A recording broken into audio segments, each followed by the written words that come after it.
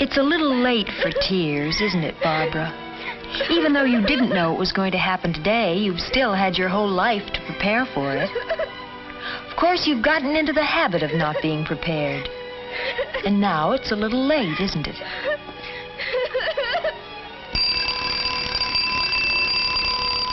You're a creature of habit, Barbara. We all are. Unfortunately, not all of your habits are good ones. This was how your day started. Started wrong.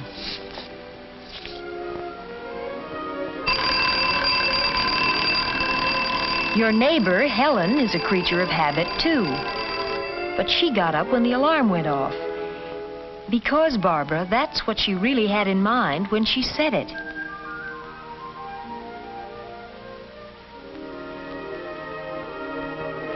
Helen has trained herself to know what she's going to do, in what order, and where the things are to do it with. She really doesn't have to think about it. She already knows what clothes she's going to wear today. As it turned out, it was a special day for Helen, too. But she makes a habit of being ready for special days.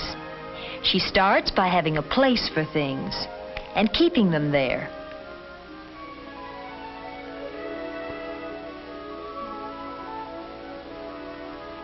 She uses taste in selecting her clothes. But more than that, she keeps them clean and mended. And she's able to match the right skirt with the right sweater.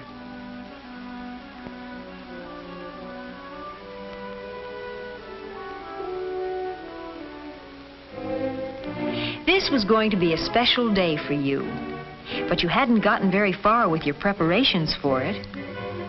Was your whole family asleep? No, your mother was up. Had been for an hour. Barbara! Barbara, get up. You'll be late for school. Does she have to do this every morning, Barbara? Barbara, do you hear me? If your mother stopped acting like a second alarm clock for even one day, you'd probably think it was a dirty... For Pete's sake, I hear you. I'm up. You didn't seem at all appreciative.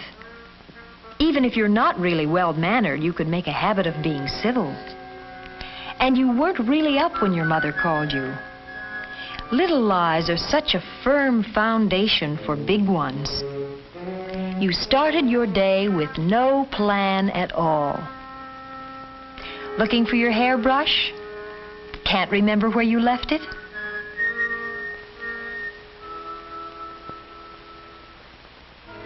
You forgot other important things today.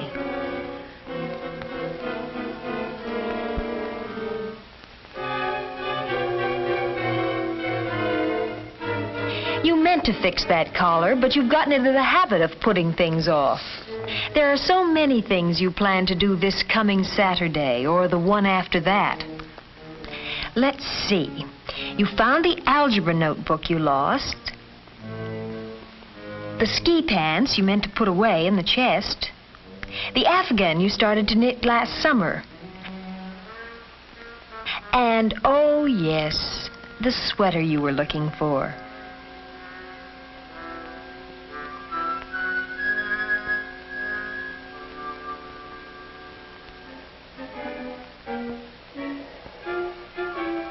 You decided to cover the spots on your sweater with a scarf. You often do that. But you can't forget that the spots are there. If you had a habit plan for your mornings, you might get off to a decent start someday. Helen has a habit plan, and it includes a healthy breakfast and a pleasant word with her parents. All three always enjoyed Mr. Elliott's comments on the news. It was time to get started for office and school. Helen's dad would drop her on the way downtown. And who could ask for a nicer way to go to school?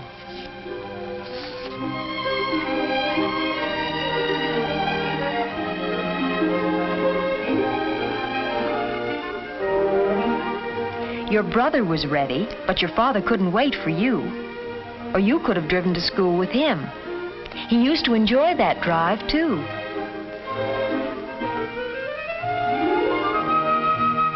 Your eggs were cold this morning, but you had no time to be picky about food or to think about your diet. No time for milk or even to say good morning. No time for manners.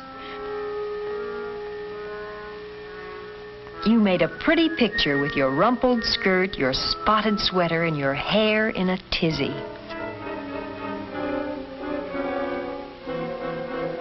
As usual, all your neighbors knew how late it was when you went by at your regular dog trot. You were late for school this morning, but then you're almost always late, and you're guilty about it. More so because your lateness is habitual.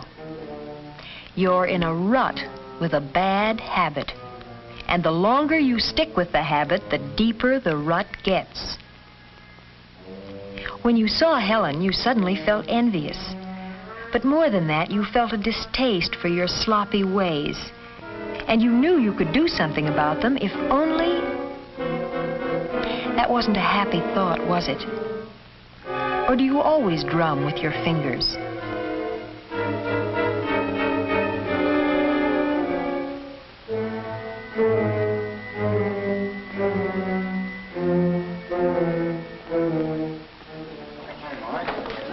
You were just chatting away with Helen when it happened, when the day suddenly turned into something special. You've never been friends with Ann Tolliver, and you've always wanted to be. Hi. Hi. Some of the crowd's coming over to my house right after school. Do you think you two could make it? Well, that'd be fun, Ann. I'd love to. Swell. Well, what do you say, Bobby? Sure, thanks. Okay, see you later. Bye. That'll be fun, won't it? Oh, yes. Bye. Each school year sees new groups forming, old ones reforming. Yours is a changing social world, and the opportunities to be part of it must be taken when they arise. You knew this afternoon that you were making a bad impression, and you knew how easy it is not to be invited again, and how quickly you can be left out of the crowd. You were embarrassed by your messy hair and the fingernails you had neglected to clean.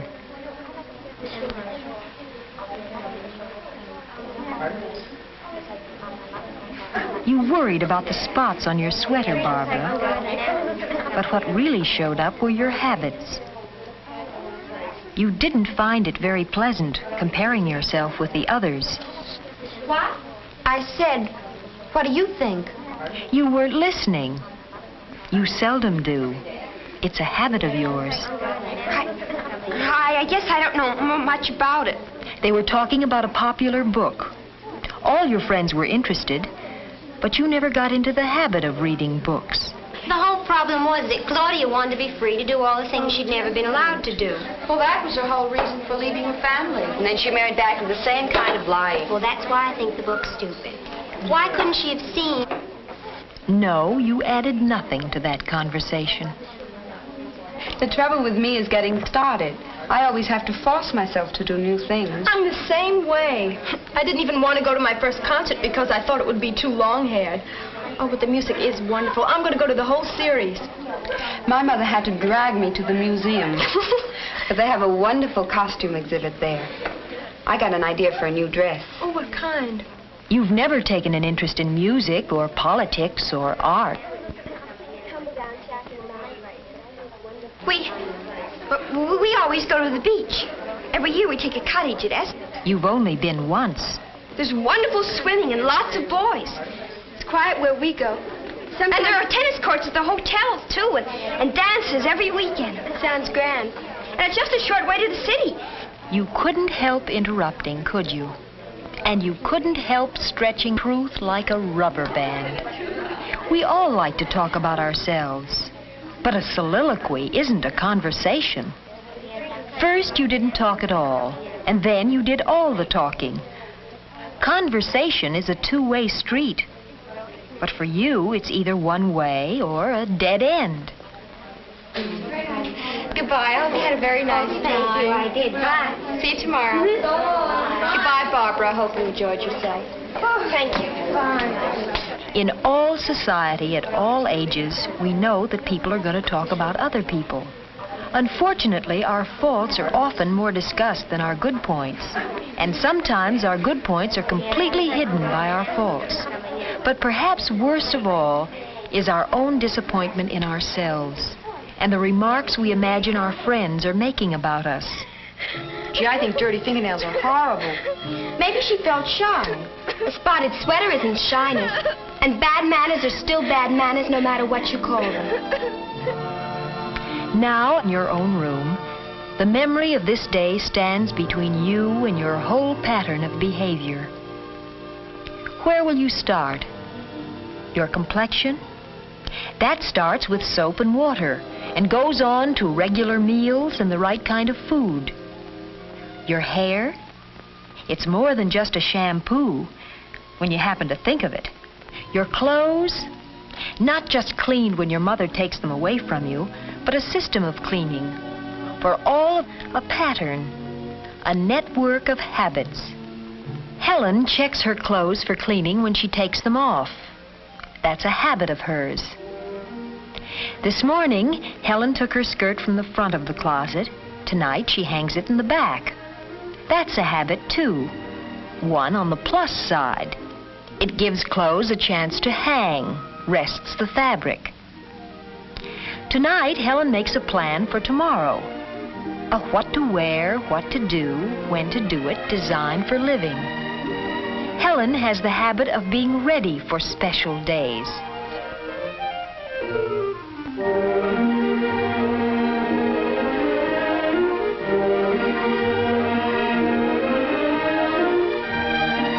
Good habits save time and energy and give us greater freedom to do those extra things we want to do.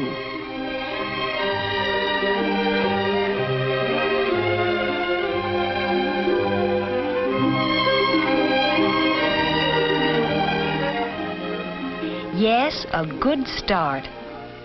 But these improvements are not yet habits, not by any means.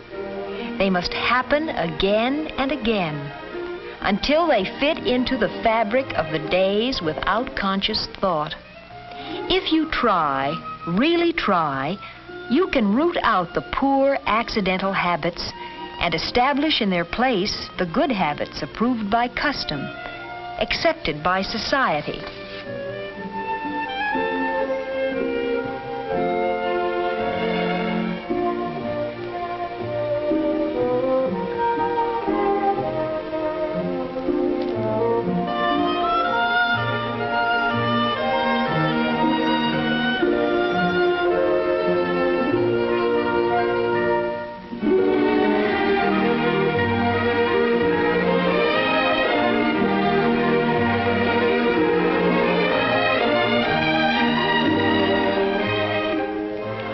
Across the street, Helen's light goes out.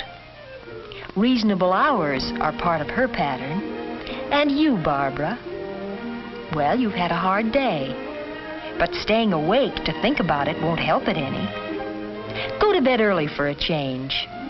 Give yourself a good start on a new day.